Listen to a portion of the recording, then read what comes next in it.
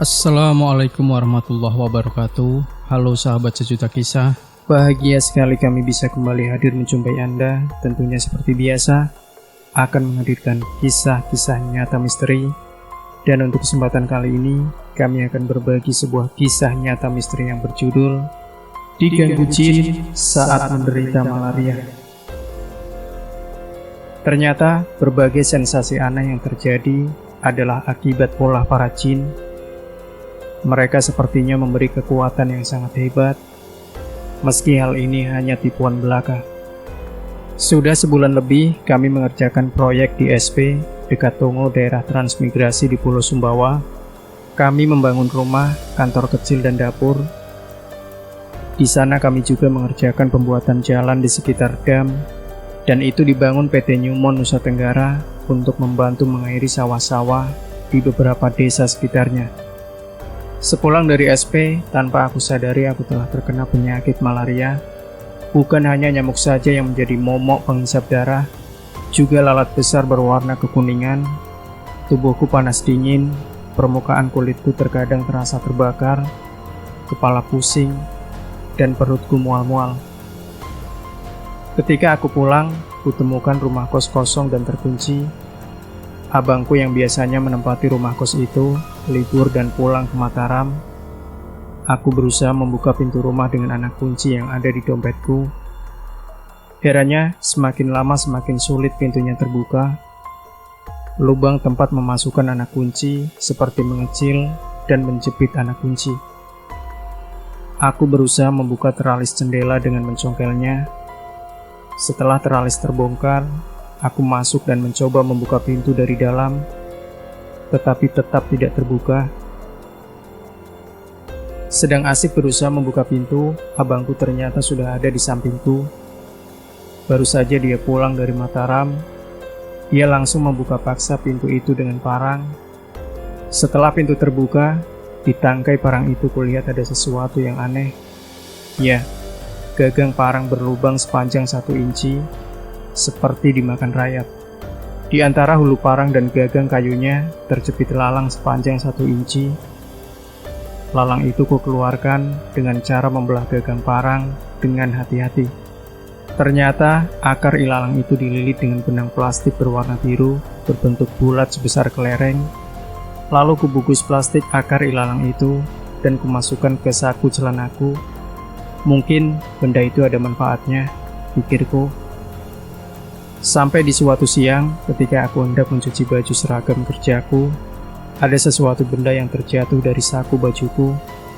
Kuperhatikan dengan seksama, ada 3 benda kecil terikat jadi satu, yang terbuat dari plastik, seperti mainan anak-anak. Satu berbentuk tang kecil, satu berbentuk pistol, dan satu lagi berbentuk babi. Yang paling aneh adalah yang berbentuk babi. Dia mempunyai kuping yang ujungnya berbentuk segi 4. Aku heran, seingatku aku tidak pernah mempunyai benda-benda seperti itu. Ataukah ada anak-anak?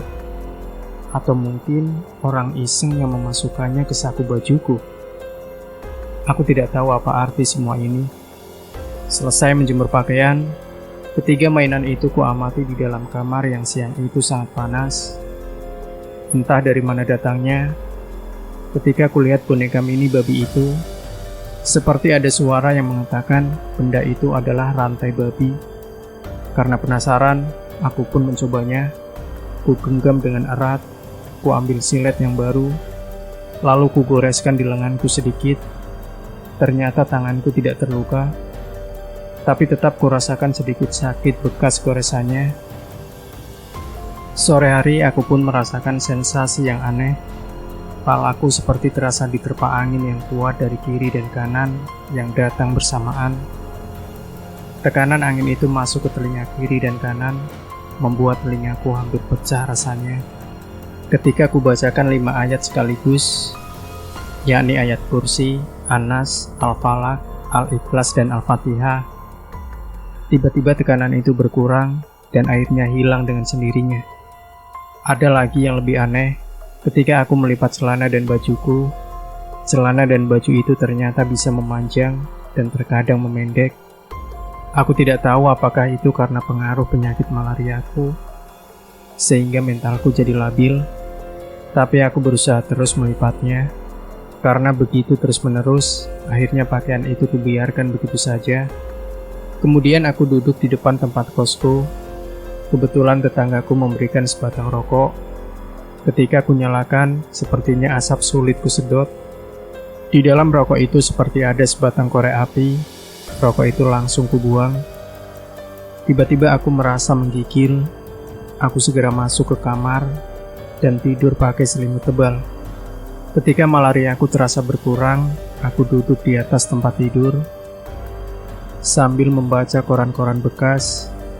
Pada suatu koran ibu kota aku baca judul Sisi Mistis Batu Permata. Di situ tertera gambar sebutir permata bening, bentuknya segi 6 memanjang. Anehnya, secara perlahan di dalam permata yang semula kosong, keluar gambar bulan sabit yang melindungi bintang. Masya Allah, aku pun kaget setengah mati melihat perubahan itu. Koran itu pun langsung kututup, keringat dingin membasahi tubuhku. Entah mengapa setelah itu aku merasakan darahku berjalan lancar. Penyakit malariaku sepertinya sembuh.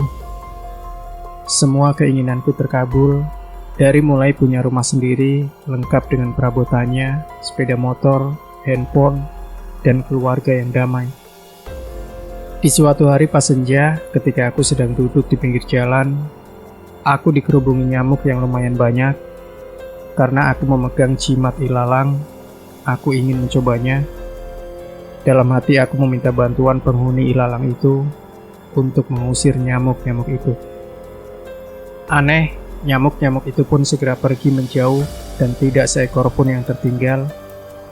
Malam harinya, aku juga mengalami sensasi aneh.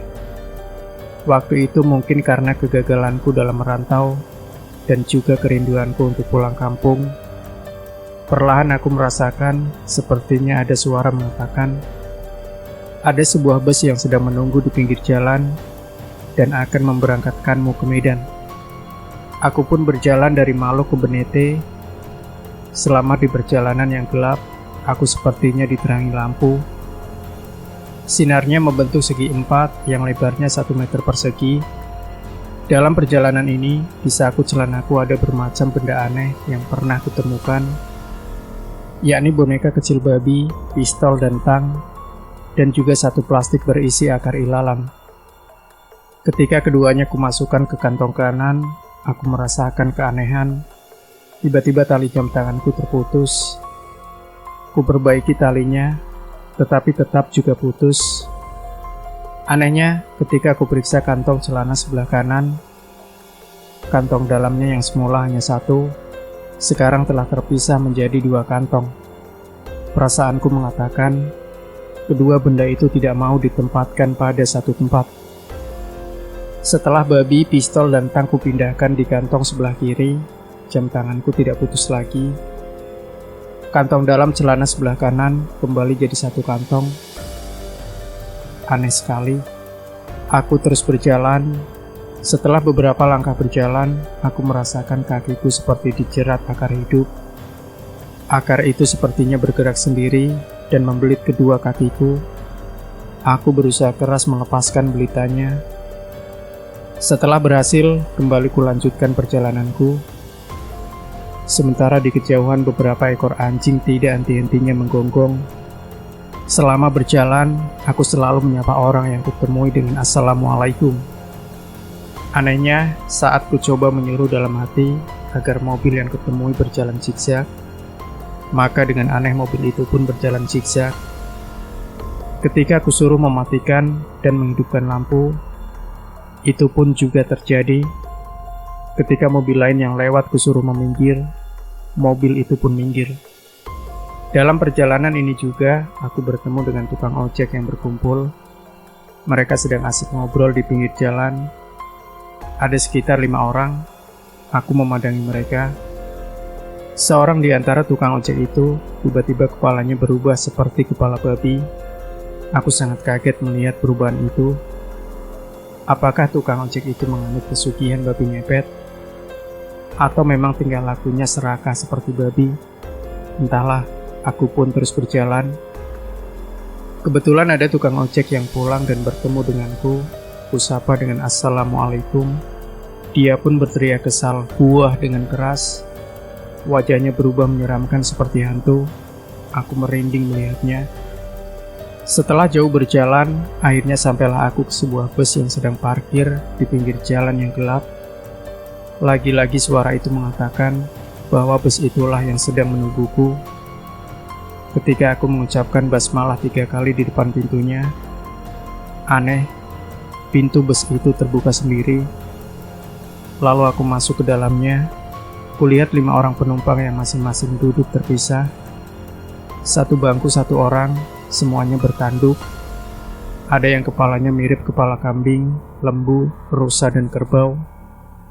Mereka semua membisu, dan tidak ada satupun yang menoleh ke arahku. Aku langsung merinding dan segera turun dari bus itu. Aku pun segera kembali ke rumah bosku. Anehnya, aku langsung tertidur pulas. Mungkin karena lelah setelah melalui perjalanan yang sangat muskil. Keesokan paginya, aku terbangun sekitar pukul 5 pagi. Aku berolahraga jalan santai. Di jalan, aku menemukan 2 lembar tiket angkutan umum menuju Mataram. Ketika hari mulai terang, aku menukarkan kedua tiket ke loket pembelian. Dengan uang itu, aku mengambil slide foto yang sebelum kucetak. Namun aku menemukan keanehan ketika kulihat di kantong kertas bagian dalam tempat foto. Di situ jelas tertulis Gugus Gerung 2003 yang berisikan angka-angka togel yang akan keluar. Tapi sulitnya, di situ banyak lagi yang harus dikerjakan, seperti mengali, mengurang, dan menambah. Aku terus berjalan. Sekitar pukul 7 pagi, aku pulang ke tempat kosku. Di tengah perjalanan pulang itu, ada seorang tukang ojek menghampiriku. Ia menawarkan jasa untuk mengantarkanku pulang. Aku mengatakan bahwa aku tidak punya uang. Dia bilang, "Gak usah bayar." Aku segera naik ke sepeda motornya. Aku tidak tahu apakah ini pengaruh benda-benda aneh yang kukantongi. Setelah sampai ke tujuan, entah dari mana datangnya, aku mengatakan kepadanya, "Semoga Bapak dan keluarga selalu sehat, dilindungi Tuhan, dan lancar rezekinya." Tukang ojek itu senang sekali mendengar kata-kataku. "Hanya kata-kata itulah yang kutunggu dari Bapak," katanya sambil memelukku. Sorenya aku mendapat hadiah berupa VCD berisi film Bruce Lee, Jet Li, Steven Seagal dari seorang tetangga. Yang anehnya, di dalamnya ada gambar orang yang sedang duduk seperti Bob Marley dengan sepasang anak kecil, 1 laki-laki, 1 perempuan. Suara gaib mengatakan bahwa kelak bila anakku lahir, dan bila gambar itu direndam air dan diminumkan kepada wanita yang sulit melahirkan, akan mudah melahirkan. Kejadian gaib lain yang kualami di dekat rumah kosku, aku melihat di siang hari ada 2 jembatan yang berdekatan. Jembatan yang satu tidak pernah dipakai lagi karena rusak dan terbelah 2, dan di sebelahnya sudah ada yang baru sebagai gantinya. Jembatan inilah yang setiap hari dilewati kendaraan yang terletak dekat studio Indra Foto, Maluku, Sumbawa. Pada siang hari yang terik, aku sering-sering memancing ikan, udang, kepiting di bekas jembatan rusak itu. Suatu malam aku berdiri di atas jembatan yang baru. Anehnya aku tidak melihat sama sekali jembatan yang lama. Yang kulihat hanyalah kegelapan. Walaupun di sekitar tempat itu banyak lampu menyala, karena di pinggir sungai itu ada sederetan rumah-rumah penduduk. Ketika aku pulang dan melihat ke depan rumah kos, juga kutemukan keanehan. Tidak ada rumah penduduk. Semua kelihatan gelap, walaupun di sekitar situ banyak lampu yang dinyalakan. Malam berikutnya, aku pergi melihat jembatan lama yang dekat rumah kosku itu. Secara perlahan, nampaklah sekumpulan makhluk halus berjalan di antara kegelapan. Mereka bertubuh pendek, tanpa alas kaki, perut buncit, dan telinganya runcing panjang, berkulit pucat. Mereka tidak memakai baju, hanya cawat pengganti celana. Aku kaget melihat kenyataan itu. Seakan tabir rahasia yang melingkupi jembatan lama dan tanah di depan rumah kosku mulai tersingkap. Kedua tempat itu rupanya tempat sekelompok jin. Padahal sebelumnya aku tidak tahu sama sekali masalah itu. Aku juga tidak tahu apakah hal ini pengaruh jimat ilalang atau karena aku beberapa hari ini tidak selera makan, sehingga aku bisa melihat yang tidak bisa dilihat orang kebanyakan. Kata penduduk yang tinggal di situ, jembatan yang dibangun terbelah dua. Setelah beberapa minggu dibangun, setelah terbelah tanpa ada kesalahan teknis, akhirnya Pimpro jembatan menanyakan ke orang pintar. Orang itu mengatakan bahwa daerah jembatan yang terbelah itu merupakan jalan raya dan perumahan bagi kelompok jin. Jika mau mendirikan jembatan agar tidak terbelah, sebaiknya dipindahkan beberapa meter di samping jembatan itu. Saran itu pun dituruti, sehingga sampai sekarang jembatan yang baru tetap bisa dipakai dan berdiri kokoh. Ada warga yang mendirikan rumah makan di samping jembatan yang terbelah dua itu. Aku juga masih sempat membantu untuk memasang tiang pancang dan rusuk-rusuk rumah itu. Sehabis membangun rumah makan itu, bapak yang punya rumah makan itu membersihkan alang-alang dan rumput liar di sekitar warungnya. Katanya untuk tempat parkir tukang ojek yang akan jadi langganan warungnya. 2 hari setelah tempat itu dibersihkan, bapak itu pun sakit. Dia tidak bisa menggerakkan badannya. Dia hanya bisa terbaring lesu di tempat tidur. Beberapa orang yang dimintai tolong belum juga mampu mengobatinya. Aku kasihan melihatnya. Entah bagaimana, aku seperti mempunyai keinginan yang kuat untuk membantunya. Aku melihat dengan jelas bapak itu dipegangi 6 orang makhluk halus, penghuni sungai di bawah jembatan rusak itu, sehingga dia tidak bisa bergerak sama sekali. Setelah keluarga yang menjenguknya pulang, maka tinggal istri dan anak gadisnya. Aku pun masuk ke kamar si bapak. Sepertinya ada kekuatan gaib yang menuntunku. Jin-jin itu pun berlarian keluar kamar. "Sudahlah bapak bangun, gak ada apa-apa," kataku sambil menyentuh tangan bapak itu. Bapak itu pun langsung menggeliat bangun. Kusuruh istrinya segera mengambil air putih dan memberinya minum. Beberapa hari kemudian, si bapak pun sembuh dari penyakitnya. Sementara itu, setelah aku dinyatakan dokter sembuh total dari penyakit malariaku, sekitar sebulan kemudian, kejadian yang kualami, kutanyakan kepada orang tua yang mengerti hal-hal gaib. Dia mengatakan, aku diganggu jin-jin penghuni sungai yang ada di bawah jembatan yang terbelah dua dekat rumah kosku. Dia balas dendam dan menggangguku ketika aku terkena malaria. Karena tindakanku telah mengganggu mereka, aku berusaha mengingat-ingat hal yang telah kulakukan di sekitar jembatan atau sungai itu. Biasanya pada siang hari yang terik, aku sering buang hajat di pinggir sungai itu. Kebetulan ada lubang sebesar permukaan gelas di pinggir sungai. Lubang-lubang itu sangat banyak, yang dibuat kepiting-kepiting batu yang besar dan berwarna merah kekuningan.